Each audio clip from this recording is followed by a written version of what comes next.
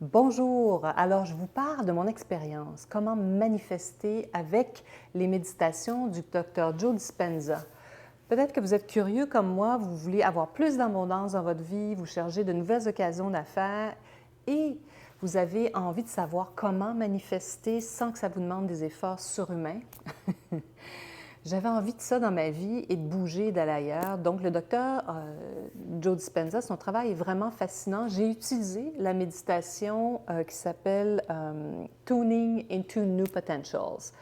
Alors, je vous explique un peu comment j'ai fait. Bien, d'abord, sachez que je crois que nous sommes tous capables de manifester. On crée tous des choses dans notre vie et qu'on ne s'en rend pas toujours compte. Alors, je voulais voir comment, s'il y avait un processus que je pouvais utiliser pour manifester des nouvelles choses dans ma vie.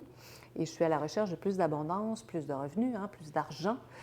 Et donc, pendant 30 jours, j'ai appris à comprendre le travail, un peu à mieux comprendre le travail du docteur Joe Dispenza, à méditer.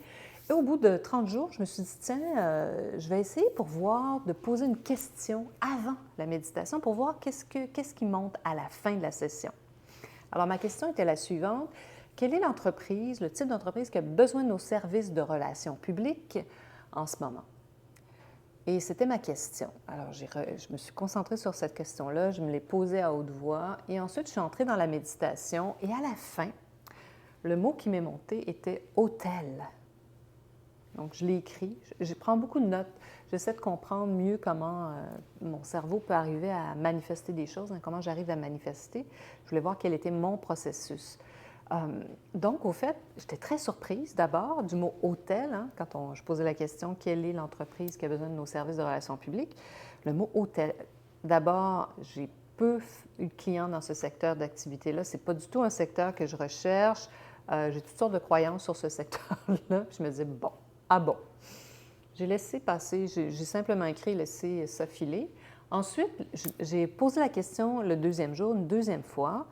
Même chose, donc quel est le type d'entreprise qui a besoin de nos services de relations publiques? Et ce qui m'est venu, un autre mot très étonnant qui était watches, montres, des montres, watches en anglais, watches. Donc j'ai écrit watches. C'est comme si c'était étrange parce que ça aussi, c'est un autre secteur. Même dans la haute joaillerie, bon, on a des clients qui ont des montres, mais ce n'est pas quelque chose que j'observe ou que je recherche. Donc, très surprenant. Je me disais, bon, le docteur Joe dit pour que ce soit le futur qui vient vers vous, il faut que ça soit surprenant. C'était surprenant, mais aussi en même temps un mot. Donc, j'ai laissé ça comme ça. Et c'est vraiment 60 jours plus tard. Donc, ça, c'était, par exemple, fin juillet. Et à la fin septembre, c'était à Toronto. Je suis retournée à Toronto à la fin septembre pour le travail. Le premier jour que je suis à Toronto, j'ai deux demandes qui sont entrées. Une dans ma boîte mail et l'autre à travers LinkedIn. La première, c'était les hôtels Sheraton et la deuxième, c'était les montres Tudor. Et sincèrement, deux entreprises que je n'ai jamais, moi, contactées, donc qui sont vraiment venues vers nous. Alors, on est dans le processus en ce moment de faire des offres de services. Tout ça pour dire que ça m'a vraiment frappée au bout de 60 jours. Vous voyez, des fois, ça peut être très rapide, des fois, c'est plus long. Fait que j'essaie de comprendre un peu comment ça vient vers moi, comment je peux manifester sans faire autant d'efforts de développement d'affaires et laisser venir donc peut-être des nouveaux secteurs et porter mon attention, d'ouvrir mon esprit à de nouvelles choses. Donc, si vous avez envie d'en savoir plus, je peux vous raconter bien sûr tout le détail de mon expérience.